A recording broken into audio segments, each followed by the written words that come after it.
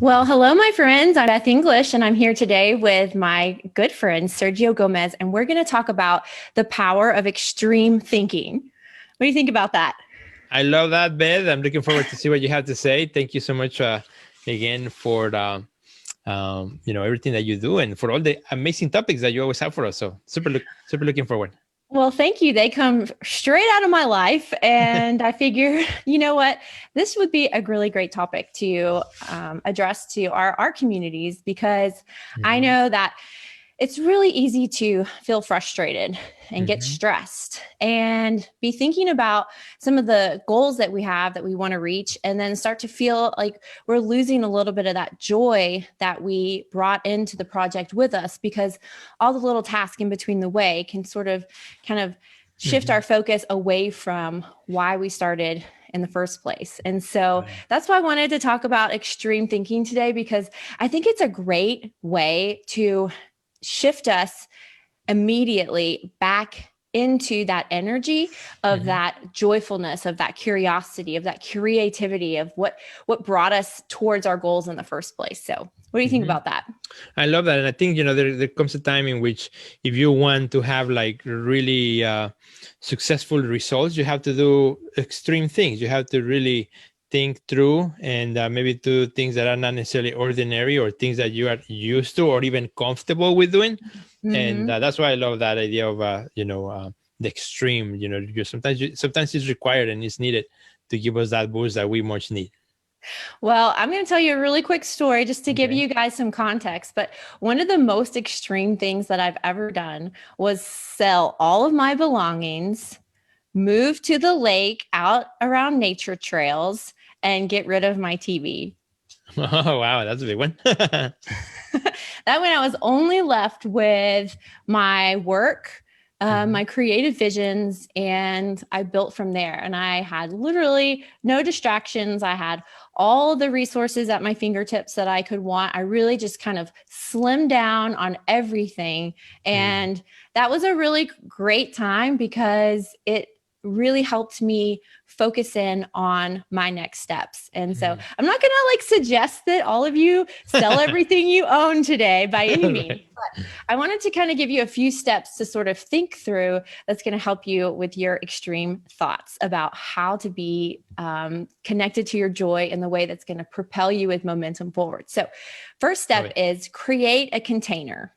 And what I mean by that is give it a time frame, give it a location, give it a purpose. Creativity really thrives when we have a container to work within, because then it helps us learn how to solve problems within boundaries. And I think that can be really helpful. So for example, for the example I just shared earlier, I moved to a certain spot because that's what I knew that I needed for my life. And I eliminated things that I knew that weren't serving me. And then the container was my physical space. What did I want it to look like? What did I want it to feel like? And I just took steps towards that. So that's my first step, create a container. That's pretty cool. That's pretty awesome. I think that's a really good one, Beth. Yeah, I mean, this idea of you define the boundaries, right, that you want to create and function, and then it kind of gives you a parameter to go by, so you are not like loose ends, like nobody's gonna do it for you. So we all have to take the time to figure out what those are and what are the parameters in which we will going to function. Yeah, I totally love that. Yeah. Okay. And so step number 2 is going to help define that container even more by breaking it down step by step, moment by moment. What do you want this time for yourself to look like? Because the thing is, we like to have a step-by-step guide. But if we give ourselves too much space, sometimes we get off the path or we're not actually reaching the goal. And so it's really important to keep that container nice and tight. And so, for example, breaking it down, you want to know what your rules are that you're working around. So, for example, this last weekend, I knew that I needed a jolt of creativity and joy in my life. Like, how many of y'all need that? Right. You're watching this, give me a thumbs up, right? And so what I did is I took one entire day to create the space. And create the rules and know exactly, well, what is this experience going to look like for me? And then I took the next 2 days and I immersed myself in this process of what brings me joy, of what do I need in this time period, and just focused on those. It was about 4 things that I solely focused my attention and energy on. And it was so productive. I was creating art. I was playing music. I was cooking food. I was laughing. I was writing stand-up comedy. I was creating more work than I had in months because I had given myself this container and then these rules to work around, almost like a little game that I was playing with myself. So what do you think about being able to give yourself these boundaries, but also making rules within those boundaries? I love that because it's something that I have practiced in different ways too. Like just most recently, the other day, my son had to go to Indianapolis, and so I'm like, hey, I'll jump in the wagon. I said, drive me off at the museum in Indianapolis. Has a really beautiful, it's a small campus that you can see it in just in a couple hours or less. And then it has really beautiful trails. So I'm like, drop me off at the museum. I like that I don't have a car, so I won't be like, okay, I'm done, gone somewhere else. Drop me off there. All I'm going to take is a little notepad with a pen, so I can walk in the trails and stop for thinking and writing. And I don't know anybody there. I'm not going with anybody, just myself, like a date with me. And so the boundaries for me was, okay, he gave me about 4 hours, to be there. I had no car, so I couldn't go anywhere. And had nobody to talk to, so it was just me and my notepad. So I really like that, because normally if I'm on my own, well, I'm kind of distracted person where like, okay, if I get tired, okay, it's time to go. So I get in my car and I will go somewhere else. So not having that, right, kind of gave me forced me to like, okay, I have all this time. I don't have anywhere to rush. And I had like really such a great time walking through those trails, and first time that I go, so also a sense of discovery. And whenever I need it, sit down and take my notepad and then just write down ideas, things that I have been working on, thinking about decisions that I had to make, and I didn't have time before to really go through those things. And just giving myself those parameters, those also restrictions, it really allowed me to come back out of that and say, hey, I feel like I had fun because I was at the museum. I was, around nature too for a while, walking through to the trails, and I got things done, right? I got like this notepad with things that I need to get done, answers that I needed to have.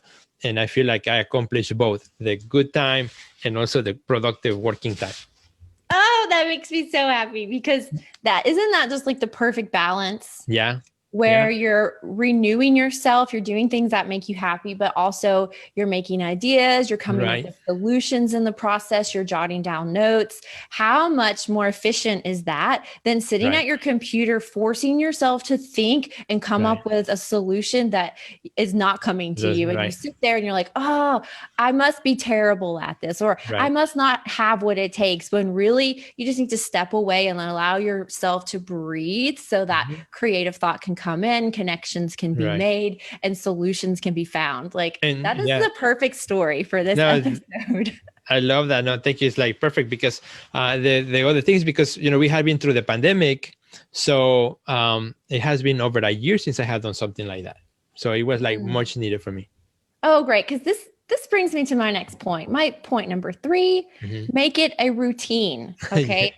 We know how important creating that container for ourselves can be, and creating those rules within that container. And we have this great experience, but then what? Do we wait a year before we try it again? No, we need to make it a routine into our life so that it becomes part of our creative process, stepping away and doing the things that bring us joy, that bring us back to life after we've maybe done a bunch of really hard work that drained us of our energy. Make it a routine and do it over and over and over again. I know for me, going on a walk is probably one of the best things that I can do for my ideas to really come together, and for me to see connections that I wasn't seeing before.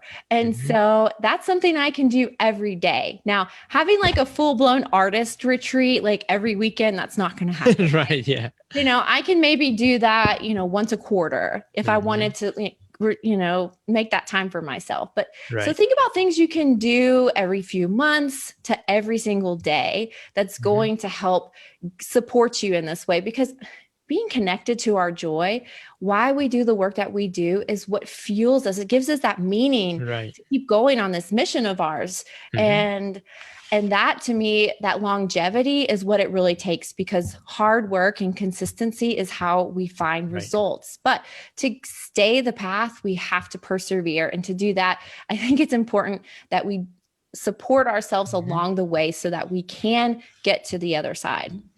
Yeah, no, consistency I think is key, and definitely, I may not be able to go every weekend to Indianapolis and do something like this, but however, just as you said, finding throughout the week times in which I can do it. Well, something that I love here in Chicago is the spring, because we come from a very long winter and everything is dried and gray, but the spring kicks in, April, the flowers start to, bloom and things like that. So I love the morning runs with my dog, and spring is always like my favorite part of the year because I see the birth of life again, right? So to me, it's kind of a symbol of renewal.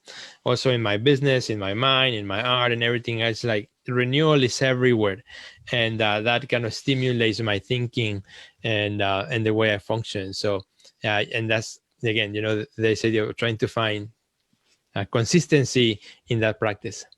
Oh, I love it. Well, you guys, if you are needing a jolt of joy, let's just call it that, because I think when we're having fun, we are so much more connected and motivated to work on our businesses. So if you need that, think about what that could be for you, whether that's something you try out this weekend or something you do as soon as you stop watching this video. Finding joy, connecting it to your life, and living in it to help support you and your business. I mean, there's no better way, I think, than to live, because joy makes us feel so good, and we have to go out and seek it.